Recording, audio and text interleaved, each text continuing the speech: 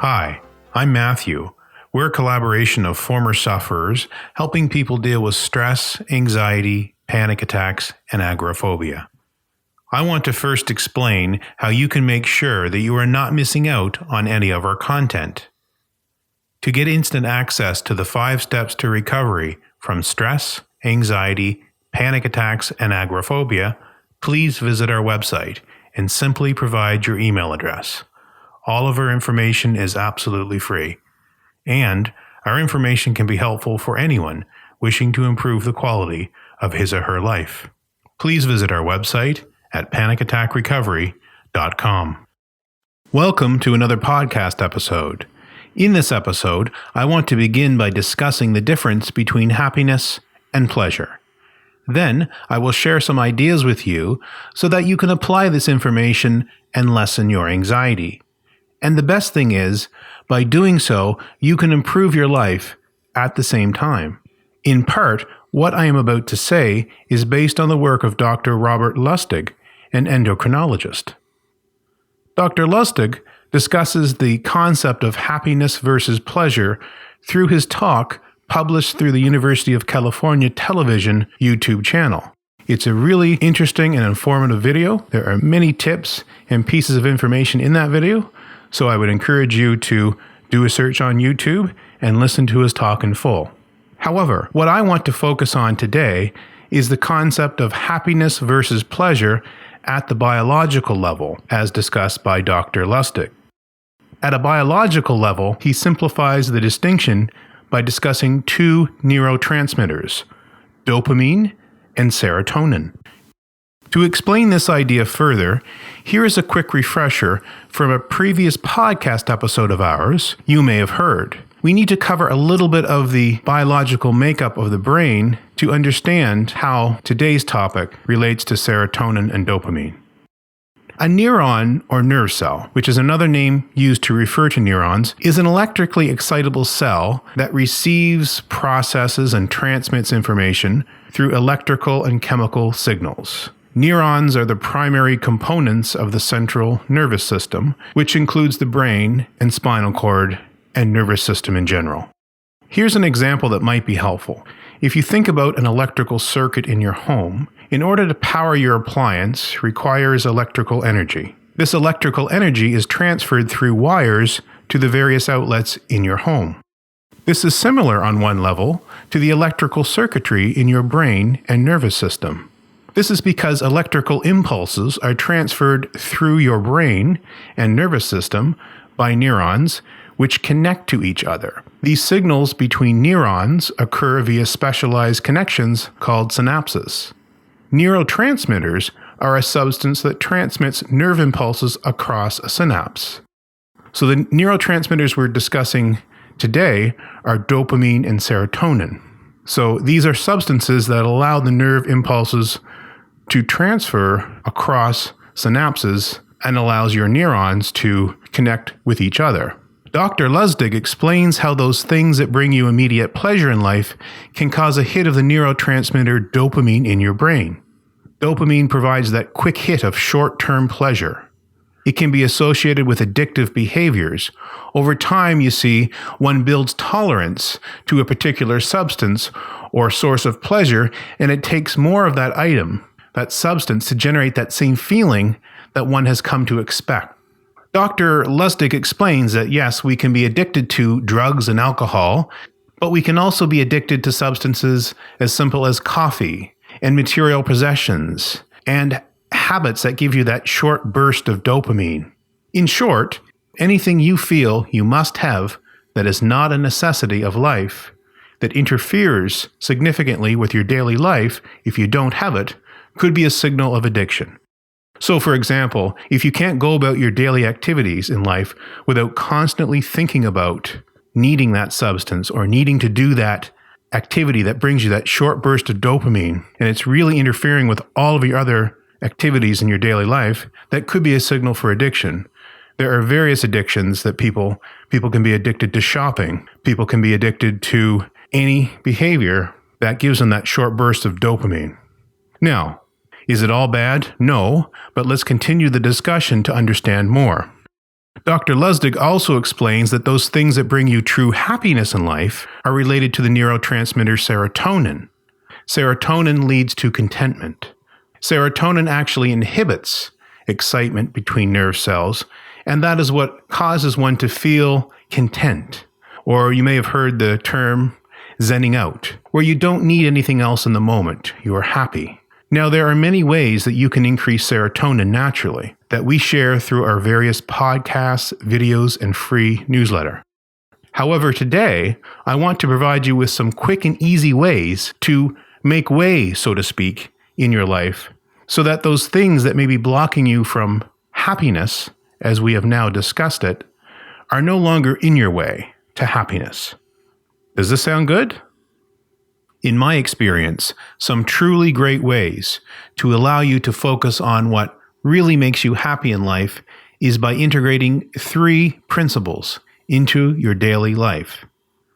These 3 principles are the following: simplify, minimize, organize. Simplify, minimize, organize. Commit these to memory, and they will serve you well. I will present some basic examples of each principle. However, I will keep the examples simple because of the following. Number 1, it is important to think about these things in principle to start with. Number 2, once you get the principles down, you really need to think about how they are most relevant to your life, to you. Number 3, this will be more of an ongoing process where you can integrate these principles into your life and continue to improve it. This will also make you feel better and reinforce the tendencies to integrate these principles into your daily life. And finally, really because there is no shortage of good examples online for free that could help you with these various principles, once you get the basics down and think about how it will integrate into your life, you will become very creative, and you will find that there is no shortage of resources to provide further expansion of these principles into your life. Okay, so now starting with the concept of simplify. Simplify would be to start by thinking about how you can make things simpler in your daily life. Here's a very simple idea. Let's say that you have a half a dozen different keys to open various locks, maybe at your home or in your work. Might it be possible to synchronize your locks so you don't have to spend time finding the specific key every time? In other words, could you reduce the number of different keys required down to maybe half or maybe 1 or 2 keys? If this is feasible. In some cases, it may be required that you need to have different keys, but often at home and in some workplaces, there is some control to be able to synchronize keys so that you can not have to spend time finding what keys you require to open a cabinet, a door, what have you. If not, if you can't synchronize them, can you clearly mark or label using a sticky label, a small sticky label, and color code the keys so that you don't have to spend time figuring out which key to use every time. Again, same as synchronizing. If you can't synchronize the locks, you can at least color code or clearly mark which key opens what. Perhaps you might consider a combination lock on different things so that you don't have to worry about keys. So using combination locks can be another way to achieve this synchronicity. You can then set the combinations to be the same combination so you don't have to remember a number of combinations for locks. There are even digital options nowadays, so there are many possibilities in this one simple example. And that's what's really great about simplifying. When you spend some time thinking about how to simplify things in your life, I think you will be amazed with what you will discover. Here's another simple example. Categorize items on your desk and filing cabinet and computer so that they are organized into folders. Common sense, but many people don't do this, especially with computers. As great as search functions can be on your computer, they have their limits. Often organizing your folders in a way that makes sense to you can still be the most efficient way to deal with organizing your folders and information. Here's an example from when I went to university. I would often get my clothes ready the night before. I would lay them all out. They would be ready to go. And this probably seems like such a small step, but it actually made such a difference in the mornings. It made me more efficient and less stressed. This was especially helpful because I worked a part-time job as well, so I really needed to be efficient with my time in any way possible. The second principle is to minimize. A way to think about minimizing is to get rid of things you don't require anymore and really don't care about anymore. So think about decluttering. You will recall from a previous podcast of ours about using your surroundings to lessen your anxiety. However, you also think about the above example, we're talking about digital examples. So can you minimize your digital world as well? Are there a number of files and pictures and things that you really don't need anymore that you can get rid of to declutter your electronic environment? Some suggestions from our previous podcast that I just mentioned were the following. Throw out or donate old things when they are replaced with something new. Periodically visit your home and decide what things you really value. If you don't value them, consider throwing them out or donating them. Take some time each day just to straighten or clean up. You don't have to take very long to do this. However, doing so will make the process much more manageable when done over time, as opposed to saving up items and having to tackle the process like a major project that takes a very long time to complete, and you will put off because you dread doing so.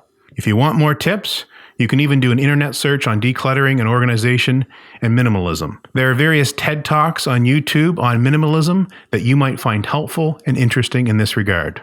The third principle I want to mention today is to organize. So to organize would be to spend time on a regular basis with a day planner or electronic planner. That's one example of organizing. Stick to a system so that you can keep it simple and become proficient with a particular planning option so you can quickly use it.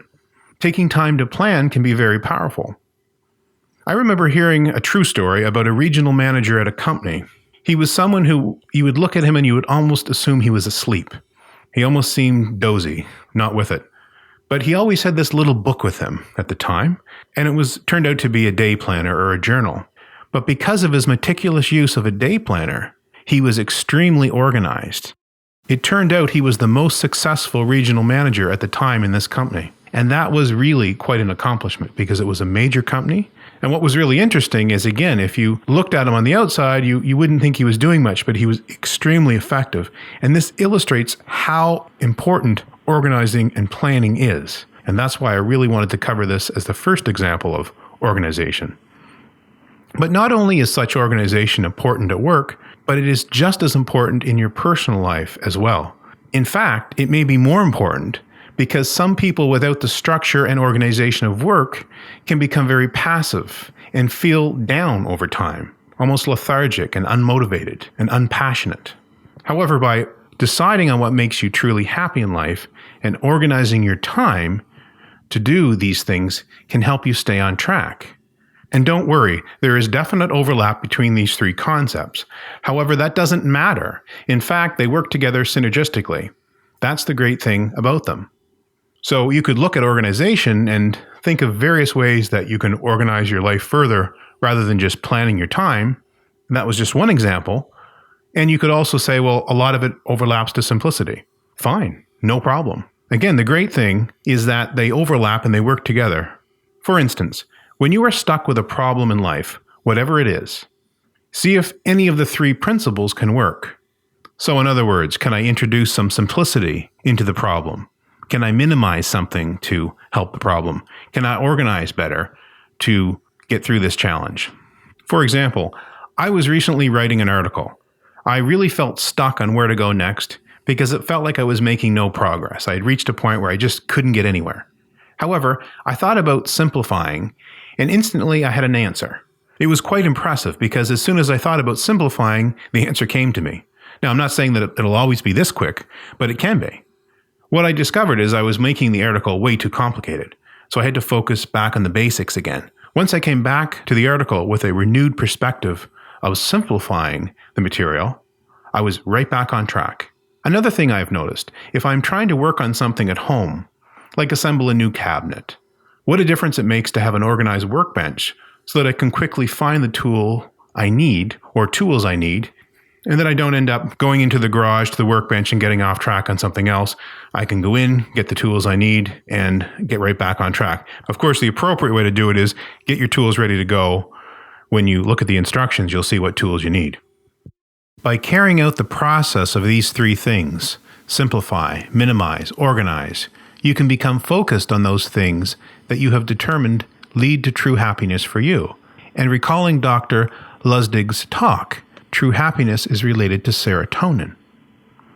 Two examples from Dr. Lustig's talk were the following: 2 ways to increase happiness: making a contribution and practicing mindfulness, being mindful in our day-to-day activities. Now, there were more examples in Dr. Lustig's talk, and you can go back and listen to those ways to increase happiness, but let's focus on just 2. By making a contribution to others, we can truly feel good. But also, most things that make us happy are things where we can make a difference in others' lives. It could be in our friends' lives. It could be in our families' lives. It could be in society in general, to others. So making a contribution to others, not for yourself. But often those things you are truly passionate about and make you truly happy are areas where you can make a contribution to society. So you're helping others and feeling better. So it is helping you, but you're making a contribution to others. That's what is really important. Secondly, being mindful about what you're doing while you're doing it. I mean, that's what mindfulness is. It's being aware of what you're doing in the present moment, being aware of the present moment, enjoying the present moment more, rather than looking for that quick hit dopamine rush. You can feel very content, zenned out, as we said. But by practicing these principles, naturally leads you to be more mindful. You simplify, you declutter, you organize your life. You're most mindful about what's important, and that's incredibly helpful for your life. But also, it allows you to best make a contribution and leads to true happiness. So in other words, I would argue that these 3 concepts, simplifying, minimizing, and organizing, can allow you to boost your serotonin naturally and focus on those things that truly make you happy. Long term, this will serve you because it positions you better as less prone to anxiety because your focus is elsewhere. Moreover, the power of simplifying, minimizing, and organizing to enable you to improve your life cannot be overestimated. And the great thing, because many of us have recently started a new year, there is no better time than right now for you to start to apply these concepts in your life. I would like to conclude by recommending that right now you consider getting started by brainstorming and then writing down some ideas on how you can shape your life with these concepts. Thank you for listening to this podcast. I hope that you have enjoyed this podcast. If so, we would like to ask you to complete a review of our podcast on iTunes. This won't take long at all. This will ensure that we can help as many people as possible. We appreciate your support. To thank you, we would like to share with you the 5 steps to recovery from stress, anxiety, panic attacks, and agoraphobia. Please visit our website and simply provide your email address. All of our information is absolutely free. And remember, anyone can benefit from our material. Please visit our website at panicattackrecovery.com.